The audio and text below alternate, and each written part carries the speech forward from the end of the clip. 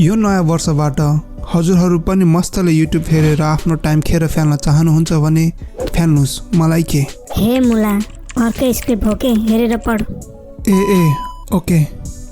यो नयाँ वर्षबाट युट्युबमा च्यानल खोल्ने तर राम्रो भिडियो कसरी बनाउने भनेर सोचिराख्नु भएको छ भने यो भिडियो पुरा हेर्नुहोस्। ओइ वेट मुला, राम्रो भिडियो भनेको चाहिँ कस्तो हो नि? हेर्न लायक क्या हो। नेपाली भाषामा भिडियो कसरी बनाउने भनेर युट्युबमा सर्च गर्दाखेरि थोरै भिडियो मात्र भेटिन्छ, जुन अहिलेको टाइम अनुसार अपडेटेड पनि छैन। सो मेरो 1 वर्षको टाइम वेस्ट भएको जसरी तपाईहरूको चाहिँ नहोस् भनेर मैले दिनरात युट्युबमा फेमस युट्युबरहरूको भिडियो एनालाइज गरेर यी 3 इम्पोर्टेन्ट कुरा पत्ता लगाएको छु, जुन अहिलेको टाइममा युट्युब भिडियोमा हुनैपर्छ। र यी 3 इम्पोर्टेन्ट पोइन्ट मध्ये लास्ट वान चाहिँ मेरो होइन केटीहरूको फेभरेट रहेको छ। हो, बल्ल मुलाले पारा ल्यायो। नम्बर 1 मा छ निच।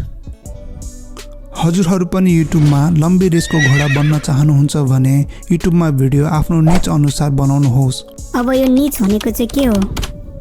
सिम्पल भाषामा भन्नुपर्दा यदि तपाईहरूलाई केही कुरामा इन्ट्रेस्ट, एक्सपिरियन्स र नलेज छ भने त्यही कुरालाई तपाईँको निच भनिन्छ।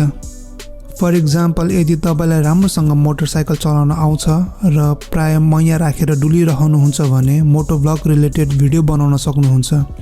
यसरी नै मिठो खाना बनाउनुहुन्छ भने कुकिङ भिडियो, टिचर हुनुहुन्छ भने टिचिङ भिडियो, कमेडियन हुनुहुन्छ भने कमेडी भिडियो, बिल्ला खान सक्नुहुन्छ भने रोस्टिङ भिडियो, र लास्टमा केहीमा इन्ट्रेस्ट छैन तर प्यातर बोलिरहन सक्नुहुन्छ भने डेली ब्लग्स बनाउन सक्नुहुन्छ। सही हो। अनि अघि लम्बी रेसको घोडा भनेको चाहिँ के हो? जस्तै माछालाई पानीमा बस्न एक्सपिरियन्स र नलेज हुन्छ, साथै पानीमा डिफ्रेन्ट स्किल गर्न सक्छ। तर बाँदरलाई हेरेर रुख चढ्न गयो भने माछा केही बेरमै सेन्टिफ्ल्याट हुन्छ। सो आफ्नो इन्ट्रेस्ट रिलेटेड भिडियो बनाउनु भयो भने राम्रो र क्वालिटी भिडियो कन्टिन्यू बनाउन सक्नुहुन्छ।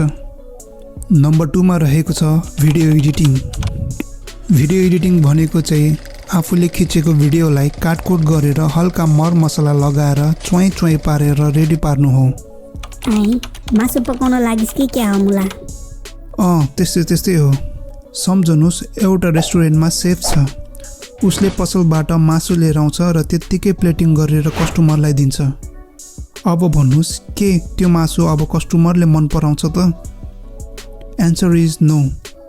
त्यसै गरी हजुरहरूले नि मोबाइलले भिडियो खिचेर नचाहिने भाग कटिङ नगरी भिजुअल इफेक्ट, साउन्ड इफेक्ट र एट्र्याक्टिभ क्याप्सन र ब्याकग्राउन्ड म्युजिक नहाली अपलोड गर्नुभयो भने भ्युअर्सहरूले नि नो भन्नेछन्। ए त्यस्तो पो हो कुरा। ल टाइम वेस्ट नगरी लास्ट नम्बर नि भनिहाल त। भिडियो सकेर टोयलेटबाट निस्किहाल्नु पऱ्यो। ल टोयलेटमा बसेर पो हेरिरहेको रहेछ। ल नम्बर 3 मा रहेको छ थम्बनेल। अब अहिलेको टाइममा थम्बनेलमा फोकस गरेन भने तपाईँको भिडियो कसैले क्लिक गरेर हेर्नेवाला छैन। ल किन नि? त्यत्रो निचमा भिडियो बनाएर भिडियो एडिटिङ गरेर अपलोड गर्दा नि भिडियो हेर्दैनन्? यस, हेर्दैनन्। किनभने थम्बनेल भनेको कुनै पनि प्रोडक्टको प्याकेजिङ जस्तै हो।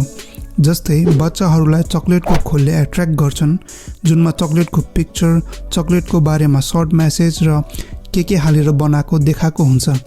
त्यसै गरी भ्युअर्सहरूलाई एट्र्याक्ट गराउन आफ्नो भिडियोको थम्बनेल नि राम्रो बनाउनु पर्छ। अनि अघि सुरुमा त लास्ट वान चाहिँ केटीहरूको फेभरेट रहेको छ भन्दै थिइस् त? हो, यो थम्बनेल ट्रिक त केटीहरूले पहिलादेखि नै युज गरिरहेको कुरा हो। हजुरहरूले अनलाइन भर्सेस रियल भिडियो त हेर्नुभएकै होला, जसमा केटीहरूले हेभी मेकअप र फिल्टर लाएर प्रोफाइल पिक्चर राखेका हुन्छन्, तर रियलमा केटा भेट्न जाँदाखेरि तर्सेर आउँछ। सो थम्बनेल नि त्यस्तै हो, तर भित्र भिडियो नि राम्रो बनाउनु भयो भने हेर्ने मान्छेलाई नि रमाइलो हुन्छ। यसरी नै यी 3 इम्पोर्टेन्ट कुराहरूलाई ध्यानमा राखेर भिडियो बनाउनु भयो भने भिडियो अझै राम्रो हुनेछ।